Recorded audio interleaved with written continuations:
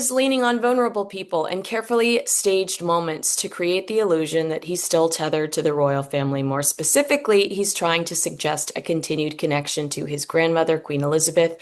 But let's be clear, she's not here to speak for herself anymore. And when she was, the message was unavoidable. The idea of half in, half out, it just was never on the table. It wasn't a gray area. It wasn't up for negotiation. Prince Harry was told no. So what we're seeing now isn't continuity. It looks a lot like a PR strategy, and that raises serious questions about Harry's intent, optics, and accountability. So Meghan and Harry just dropped a People magazine cover during King Charles's state visit with Trump. Perfect timing to remind everyone they exist while being completely excluded from official events. This is classic Sussex PR manipulation disguised as reconciliation. Let's break down this calculated media strategy. I'm going to give it to Harry and Meghan. They've behaved themselves. Like 24 hours later, we get this People magazine cover.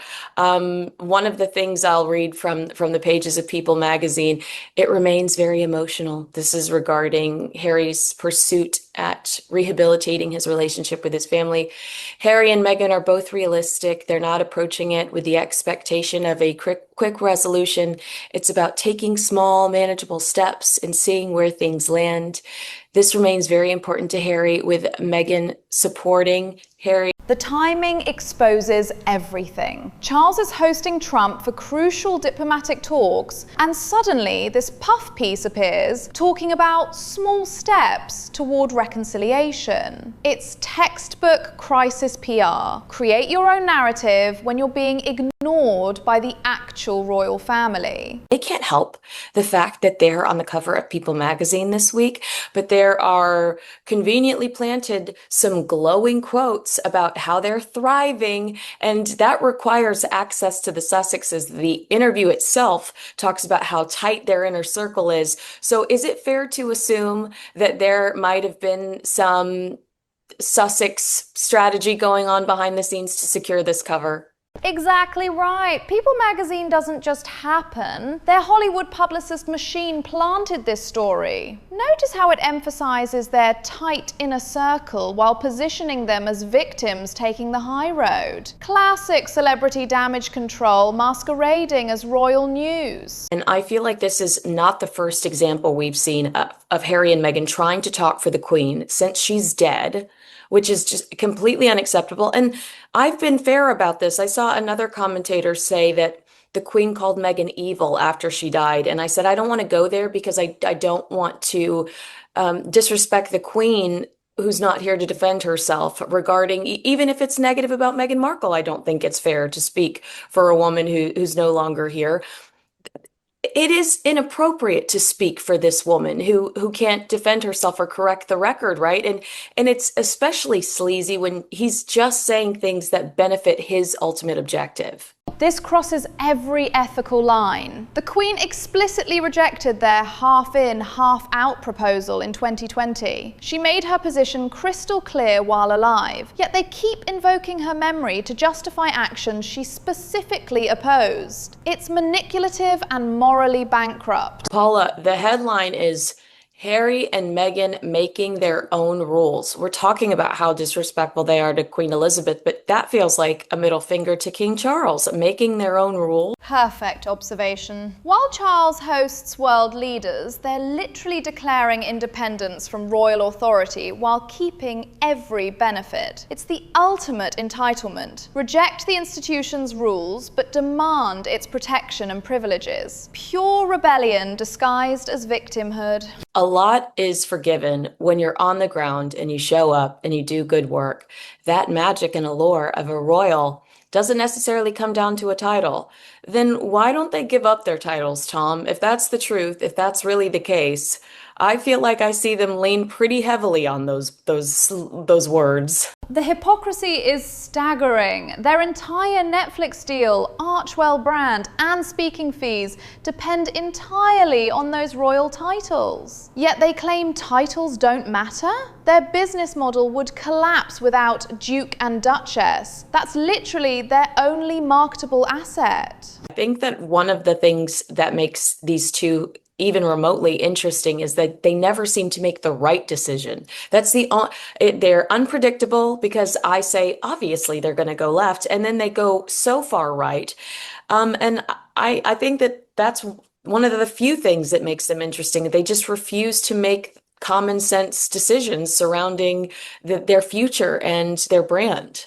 Their unpredictability has become pure self-destruction. Latest polling shows them at record low favorability, even among Americans. Reports suggest major Hollywood figures are distancing themselves. Their brand of chaos isn't intriguing anymore. It's just exhausting and commercially toxic. I think it's because Harry and Meghan have prioritized that, whether it's Oprah Winfrey, Tyler Perry, they Ted Sarandos. Did I say it right, Paula? Sarandos? Yep. Ted Sarandos.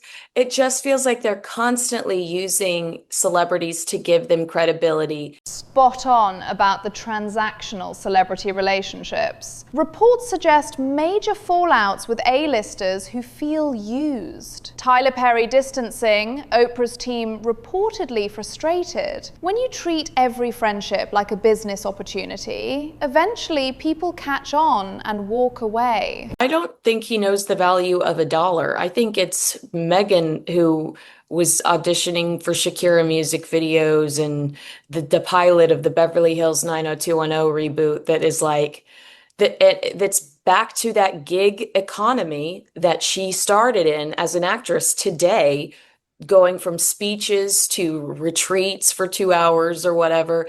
It feels like they're having to bounce from paycheck to paycheck and chase those paychecks the way she did growing up. But I mean, Harry hadn't paid a phone bill himself until 6 years ago. So is he really the one behind the greed, do we suspect? That contrast explains everything. She learned hustle from necessity. He learned entitlement from privilege. Now they're trapped, burning through money on failed ventures like Spotify, Netflix struggles, while maintaining expensive California lifestyle. Desperation breeds bad decisions. Why this is suspicious to Richard Eden, and I agree, is that Cooper is among those backing Harry's planned return to public life, Project Thaw, as they're calling it. And the fear that my body feels when I read these words, because I did think when the king mentioned Ukraine during that congressional speech that it gave Prince Harry's trip a little bit of credibility.